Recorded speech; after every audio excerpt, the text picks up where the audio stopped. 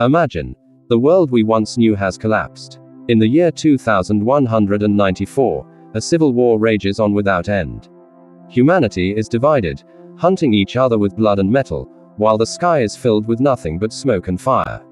Behind the scenes of this war, there is a legend.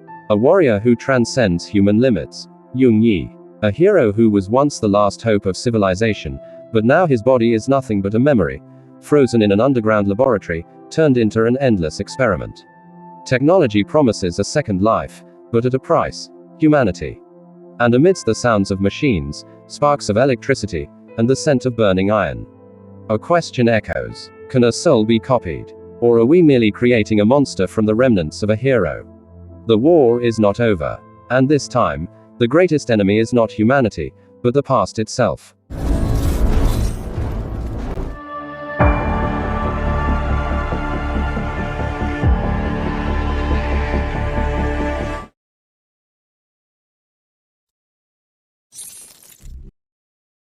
First of all, we are presented with a very impressive battle.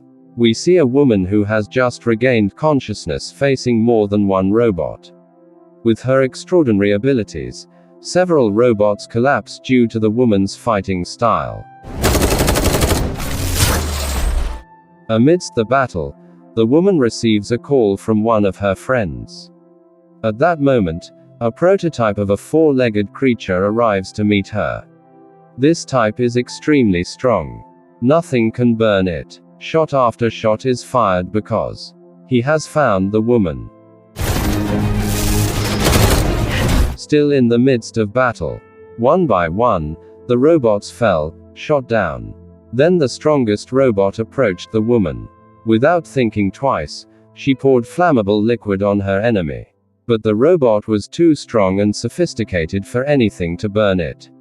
When she realized the robot couldn't be burned, the woman ran and hid. Unfortunately, the robot detected her presence. It immediately fired bullets relentlessly until the building collapsed and crushed it. However, just as it was about to finish off the trapped robot, the woman remembered something. Before it could fire, she was shot dead first.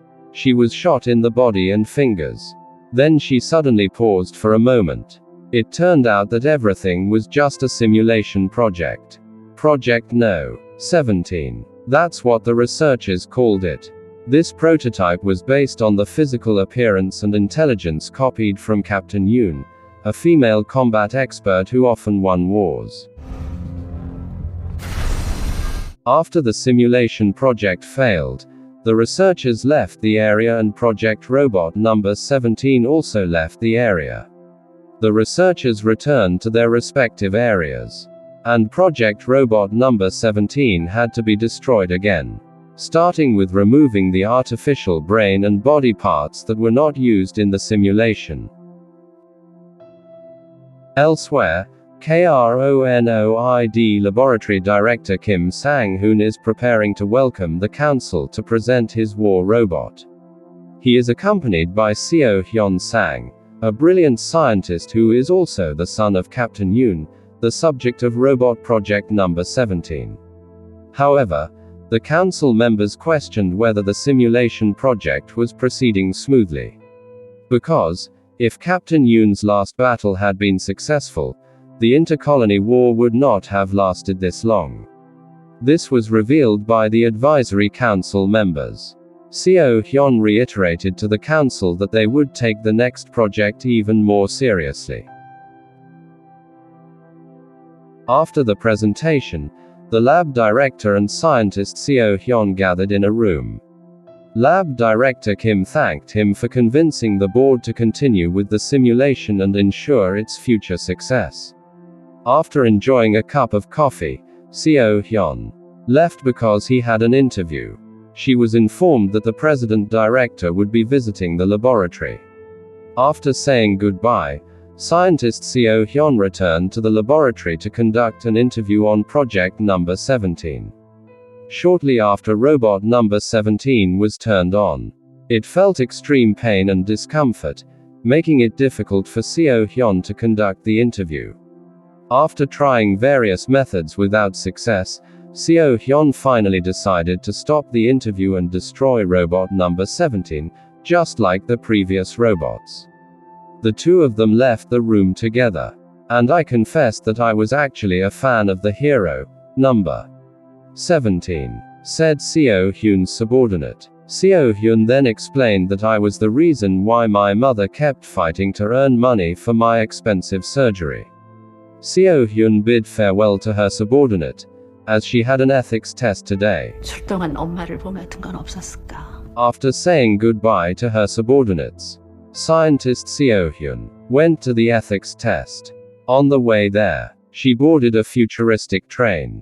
During the trip, inside the train, she saw several scenes that touched her heart deeply. From the distribution of food to the elderly and seniors, to a child playing with his mother, which reminded her of her own mother when she accompanied her into the operating room in the past. Upon arriving at the test room, Seo Hyun was asked various questions related to the ethics test. The interviewer informed her that the test results would be available in 2 days. Then, she also informed him that the cancer had spread beyond the lungs.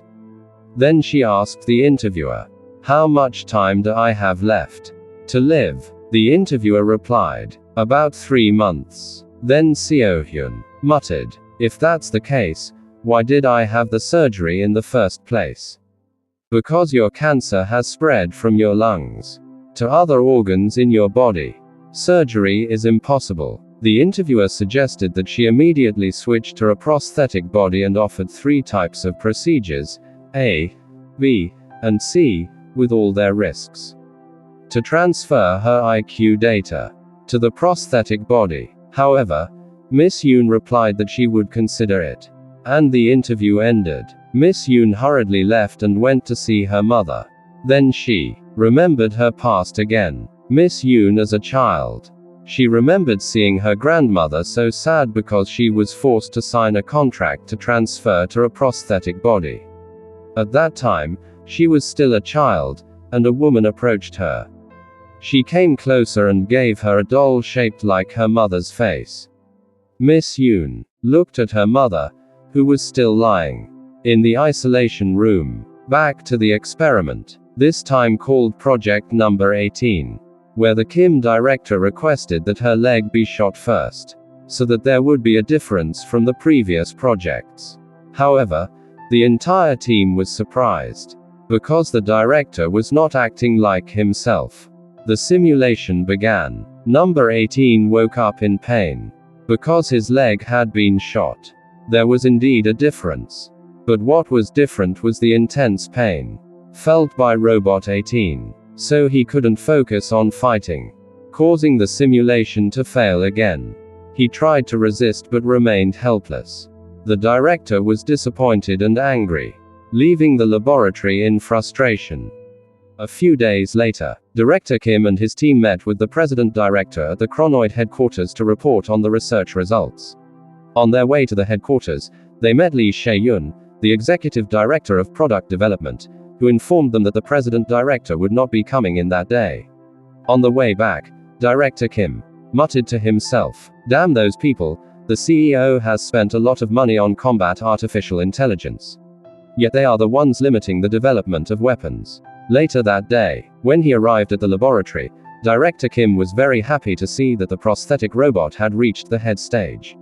He was so happy that he really wanted to show the results of this robot's work to the President Director. And coincidentally, the President Director had already arrived. Director Kim was even more delighted to receive this information and hurried to his office. Just as he entered the room, Director Kim suddenly stopped. Miss Yoon was startled. Director Kim's eyes had turned robotic. Suddenly, the President appeared from behind the desk, laughing at Miss Yoon. He said, "I want to talk to you and ensure the company's leaders are working properly." Miss Yoon meets the President Director. And something unexpected happens. The President Director wants the War Intelligence Project to be shut down immediately, because he thinks it is pointless. He explains that Director Kim was actually his first creation, and does not represent the real President Director at all. Therefore, the War Intelligence Project is immediately terminated. I know you must be disappointed, Miss Yoon, he says. And as for Director Kim, I will destroy him once this project ends. They move on to the next simulation. Director Kim looks upset, and scolds all team members. Out of frustration over the failed simulation, Director Kim decides to cut off the robot's arm. Miss Yoon looks saddened. Director Kim enters the simulation area, and repeatedly shoots the simulation robot. Suddenly the robot stops, and Director Kim, annoyed, asks, "Who stopped this robot?" After learning that it was Miss Yoon, Director Kim points his gun at her. The situation becomes chaotic, but Director Kim does not dare to shoot Miss Yoon. Eventually, Miss Yoon orders the entire team to leave. For the next project, she deletes all data from her mother's robot. And she briefly feels pain from the cancer she suffers. Miss Yoon then returns to her room, where Director Kim is already waiting. He explains that the project will be shut down and redirected to a household project or something else. Miss Yoon returns to the laboratory and begins a Q&A session with the simulation robot, which is none other than her mother, in a prosthetic body. Although her memory has been deleted, the robot still remembers a little, and asks Miss Yoon, "Did my child's surgery go well?" Miss Yoon answers that the surgery was successful. The robot also mentions that she had misplaced the small doll given to her child. Miss Yoon suddenly remembers she once gave her mother a small doll, and asked her to take care of it. Overcome with sadness, Miss Yoon stops the Q&A session. She bursts into tears, as memories of her mother flood back. After realizing the truth, during the next trial, Miss Yoon tells her mother that she wants to save her. The day of the final trial arrives. The simulation begins. Miss Yoon's mother swiftly eliminates all enemies, showing no mercy. But once again, the simulation ends in failure. Director Kim leaves the laboratory. But something feels strange, so he returns to check the footage. He zooms in, and realizes that the robot, Miss Yoon's mother, was never actually hit by any bullets and is still alive. Director Kim hits the emergency button, signaling that a robot has escaped the simulation. He then decides to activate his own robot creation to test its strength. Miss Yoon and her mother flee, avoiding the chaos in the lab. They enter a room, and are shocked to find many identical copies of Miss Yoon's mother's body. Not long after, Director Kim's robot finds them, and a battle begins. 1 against 3. Miss Yoon's mother defeats 2 robots. But because her arm had been cut earlier, she struggles. Miss Yoon arrives just in time, and disables the 3rd robot. But soon robot police arrive. They let Miss Yoon go, because she is human. To trick the police, her mother's consciousness is transferred into another prosthetic body. Together they escape the police robots, and head toward a futuristic bullet train. Unfortunately, Director Kim is already waiting inside. A fight becomes inevitable. Earlier, Director Kim was furious because of Miss Yoon's actions. Miss Yoon's mother is shot by Director Kim, and she immediately attacks him back. A fierce battle erupts. Director Kim is shot in the eye, and only then realizes that he, too, is a robot. Because he does not bleed, his anger intensifies. He throws Miss Yoon's mother out of the train, but she quickly returns and attacks him again. At the same time, more police robots arrive. Now, Miss Yoon's mother faces even more enemies. Miss Yoon helps as best as she can, shooting an anchor to stabilize the collapsing train. In the end, They manage to win the battle. But Miss Yoon is severely injured. Her mother wants to stay and help. But Miss Yoon refuses. Go. The other police robots will be here soon. They will capture you. Without hesitation, her prosthetic-bodied mother escapes into the forest. And the film ends.